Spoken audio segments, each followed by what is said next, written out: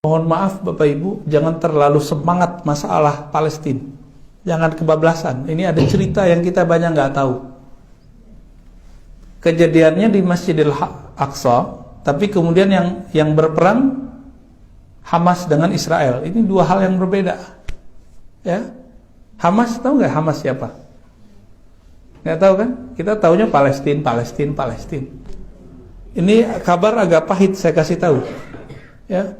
Karena kita kadang-kadang donasi, kita nggak tahu donasi ke siapa. Saya suka Bapak Ibu hobi donasi, tapi pastikan donasinya ke siapa. Karena saya pernah masuk ke Israel, itu kita masuk 7 kali diperiksa, nggak bisa bawa barang-barang. Maka pastikan kalau kita donasi ke lembaga yang diakui oleh pemerintah dan lewat jalur pemerintah, hanya itu satu-satunya jalur. Jadi tolong pengurus masjid jangan sampai harta-harta yang diberkahi Allah ini kemudian salah jalur. Dan itu sudah terjadi. Salah satu tokoh yang dihormati di Indonesia, ya, salah satu tokoh dakwah itu ngirim dana ke bukan Palestina, Israel Suriah. Yang nerima siapa? Kelompok teroris. Terkenal, Pak. Itu karena beliau mungkin tidak tahu, nggak ditangkap. Kalau beliau sadar dan tahu, itu bisa diperkarakan masalah terorisme. Saya yakin mungkin beliau tidak tahu kali, mau bantu-bantu aja. Tapi yang nerima kelompok teroris. Ya, kita berhusnuzon. Jadi di Suriah itu pertengkaran itu lebih dari 10 kelompok bersenjata. Nah, sampingnya Palestina. Ada satu kompleks, satu distrik jalan lah namanya Sheikh Jarrah. Itu nama kampung. Kampung Atu Jarrah, gitu-gitulah ya namanya. Itu tanah konflik. Ya seharusnya ya orang Palestina nganggap itu milik Palestina, orang Israel nganggap sudah beli. Tapi suratnya nggak tahu. Nah, ini masih simpang siur. Maka diusirlah kawan-kawan kita, sahabat-sahabat kita dari kampung Sheikh Jarrah itu, dekat dari Masjidil Aqsa. Itu Masjidil Aqsa depannya yang jaga orang Israel, pintunya. Jadi Palestina itu nggak ada dalam peta mereka. Maka ada kelompok di Palestina yang kemudian membalas sikap Israel itu dengan cara yang sama, menghapus peta Israel dari kamus mereka. Kelompok ini disebut dengan Hamas. Hamas itu bukan di Yerusalem itu, tapi di daerah Gaza. Ya. Hamas itu dulu sempat berpolemik dengan presiden yang lama, Perdana Menteri presiden nyebutnya, Yasser Arafat, presiden ya. Ya. Ingat dulu Ibu, Yasser Arafat. Yasser Arafat ini ingin mencari titik temu yang menguntungkan bagi masyarakat Palestina. Dan menurut beliau setelah lama berjibaku dalam hal ini, jalurnya cuma damai. Tapi kelompok Hamas menolak. Karena bagi Hamas, siapapun yang berdamai dengan Israel berarti dia antek Israel. Nah, ini logikanya sudah nggak nyambung. Jadi kita pro simpati dengan masyarakat Palestina, bukan berarti kita pro dengan sikap-sikap yang dilakukan oleh Hamas. Hamas kemudian sampai hari ini menganggap siapapun Muslim Palestina yang ingin damai dengan Israel itu antek Israel dan boleh dibunuh. Nah itu masalahnya. Pahit nggak kalau udah tahu? Kalau udah mengerti begini kita jadi bingung mau donasi. Udah pernah ke Palestina, Pak? Ya? Rencana? Udah nggak bisa, Pak. Udah nggak bisa. Nunggu perang akhir zaman dulu kali. Kita haji umroh juga belum tahu bisa lagi. Ya, udah begini masanya, udah nggak tahu lagi.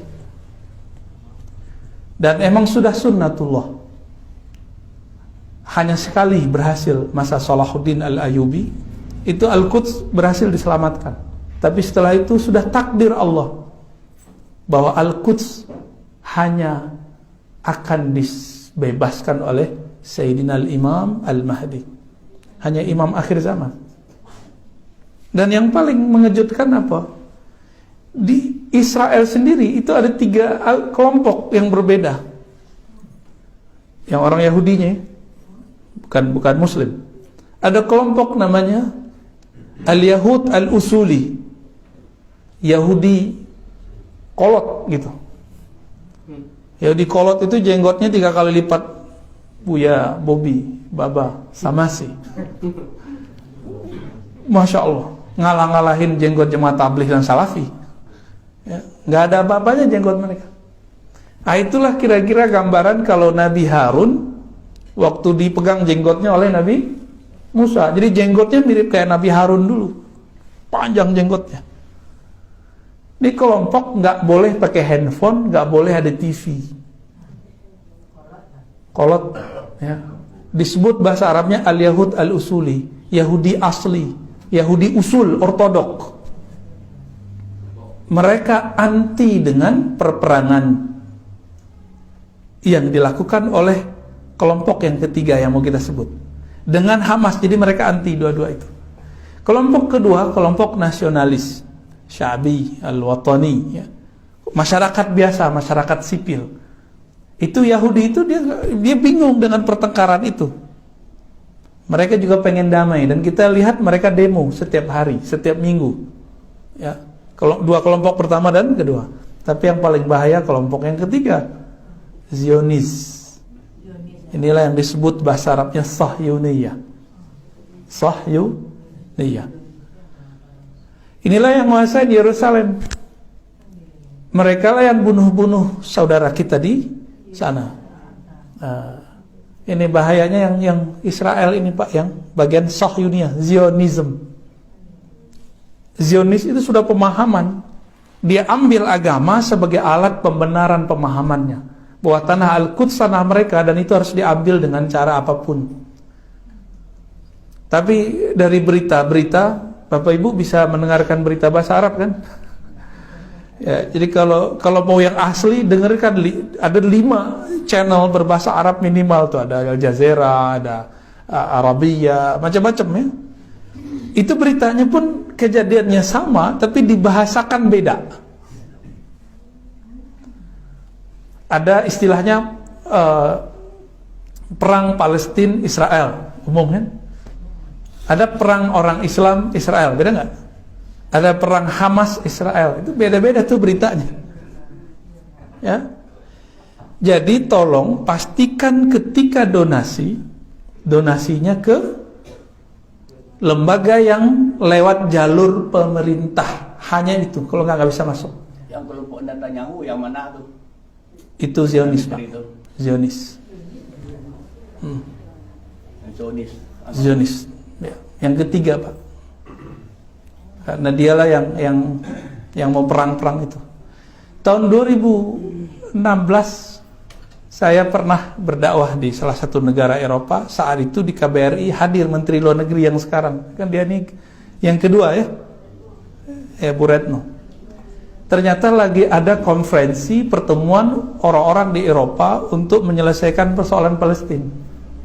Apa kabar baiknya? Banyak negara di Eropa pro dengan Palestina.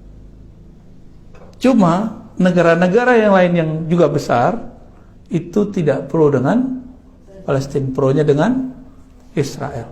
Apa kata beliau? Ini orang Palestina sendiri itu juga dengan orang Israel, beberapa mereka sudah capek dengan perang. Tapi Zionis dan Hamas selalu ingin perang. Itu masalahnya. Kejadian Sheikh Jarrah, tapi yang itu jadi kesempatan oleh Hamas. Nah, Hamas itu kalau bahasa presiden yang lama Gus Dur itu berkhianat kepada Yasser Arafat. Diajak untuk berunding, mereka nggak mau. Maka sampai hari ini, mohon maaf, ini kabar pahit yang saya mau ceritakan. Ya, mungkin teman-teman aktivis pada kaget juga. Mungkin nggak sepakat, nggak masalah. Tapi itu kabar valid yang saya dapatkan. Hamas itu alirannya ke Ikhwal Muslimin, tapi yang keras.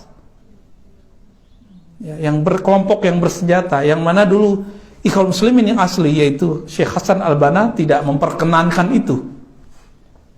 Mereka menganggap siapapun yang berbeda dengan pemahaman mereka itu, yaitu antek Israel. Jadi bagi dia Yasser Arafat antek Israel. Sepakat nggak Bapak Ibu? Jadi mereka kasih judul Yasser Arafat Al-Khain, pengkhianat. Begitu cara berpikirnya. Nah, Imam